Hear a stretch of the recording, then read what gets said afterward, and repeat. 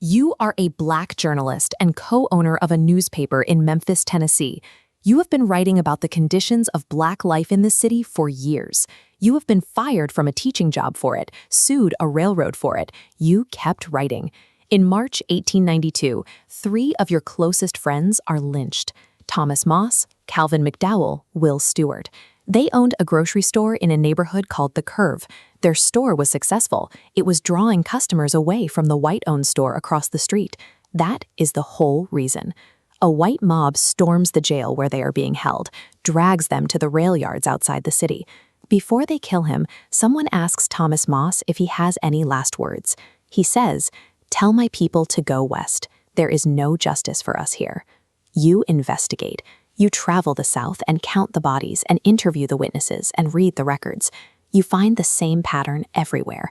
It is not about protecting white women. It never was. It is about money. It is about land. It is about any Black man or woman who builds something the white community decides they should not have. You publish your findings. You call it Southern Horrors. While you are traveling in New York, a mob destroys your newspaper office in Memphis. They print a notice in the white paper: if you ever return to Memphis, you will be killed. You never go back. You take your reporting to England. You speak to packed rooms. You found the British Anti-Lynching Society. You force the conversation into international newspapers. You come home. You never stop. You spend the next 40 years fighting for a federal anti-lynching law. You never see it passed. You die in Chicago in 1931. The federal anti-lynching law is signed in 2022, 91 years after your death. They name it after Emmett Till. This really happened.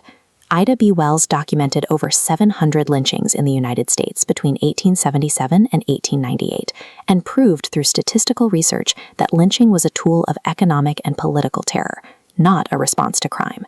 She was exiled from Memphis in 1892 after her newspaper was destroyed. She spent the rest of her life fighting for an anti-lynching law. The Emmett Till Anti-Lynching Act was signed into law on March 29, 2022, 91 years after her death.